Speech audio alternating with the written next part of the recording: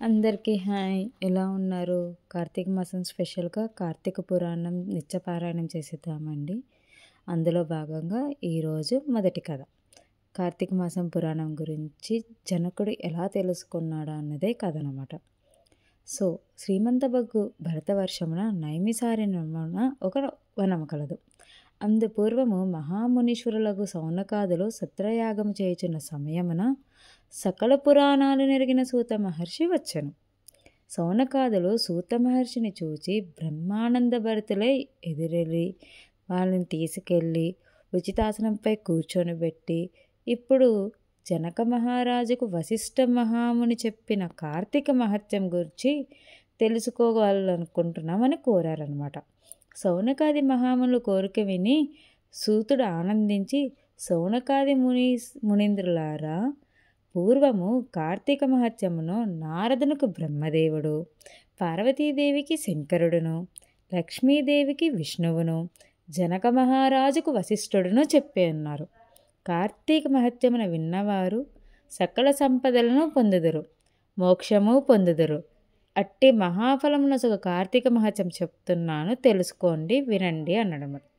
సిద్ధాశ్రమునకు పోవచున్న వశిష్ఠ మహర్షి దైవికంగా ఒకనాడు జనక మహారాజు వద్దకు వెళ్ళాడు.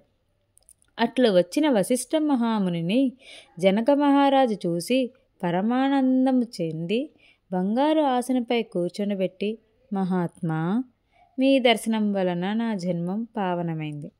మీరు నా గృహమున కరుదించుట వలన నాకు సకల శుభములు కలగగలవు. నేను చేయదగిన పుణ్యకార్యమేదియో లేదో అనెను. జనకుని మాటలు విని వశిష్ఠుడు, నృపోత్తమా, నీకు శుభముగాక. నేను నా ఆశ్రమమునకు పోవచ్చు నీ వద్దకు వచ్చినాను. నా ఆశ్రమమందొక యజ్ఞము జరగవలసి ఉన్నది. దానికి వలసిన దుస్సమిచ్చుటకు నీవు ఎంతయో తగి ఉన్నావు అనగా, జనకుడు ఆనందించి, మునీంద్ర, మీరు చేయ యజ్ఞములకు వలసిన ధనం ఇచ్చేదను, కానీ వినుడు వారి పాపములను నశింపచేయు ధర్మ సహాయమును రహస్యమును మీ వల్ల తెలుసుకోకుండా కోరుచున్నాను. కనుక అది ఫలమిచ్చడి ధర్మమును నాకు తెలపండి అని కోరెను. అప్పుడు వశిష్ఠ మహర్షి కార్తీక వ్రతం చేయ విధానం చెప్పాడు. అంత వశిష్ఠుడు జనక మహారాజుతో, రాజా, సూర్యుడు తులా సంక్రమణం మందుండగా మంచి మనసుతో కార్తీక మాసమునందు చేసిన స్నానము, దానము, పితృశ్రాద్ధము, అర్చన మొదలుగునవి అక్షయము కలుగును. కార్తీక వ్రతము తులా సంక్రమణ ప్రారంభం నుండి కానీ కార్తీక శుక్లపాడ్యము మొదలుకొని కానీ ప్రారంభించును. వ్రతమాచరించినప్పుడు, ఓ దామోదర, నేను ప్రారంభించిన కార్తీక వ్రతము నిర్విఘ్నంగా పూర్తి అగినట్లు తోడ్పడము అని సంకల్పించి కార్తీక స్నానం ప్రారంభించవలను. కార్తీక మాసమందు సూర్యోదయానికి ముందే కావేరీ నదిలో స్నానం చేయటం వలన మహాఫలము కలుగును. సూర్యుడు తులారాశిని ప్రవేశించినంతనే త్రిలోక పావనియగు గంగా నది ద్రవరూపమున సమస్త నదీ జలములందు ప్రవేశించును. కార్తీకంలో చెరువుల యందు కానీ, బావులు ఎందున కానీ, కాలువల ఎందున కానీ హరి నివసిస్తాడు. కనుక కార్తీక మాసంలో గంగకేగి నమస్కారం చేసి హరిని ధ్యానించి కాళ్ళు చేతులు కడుక్కొని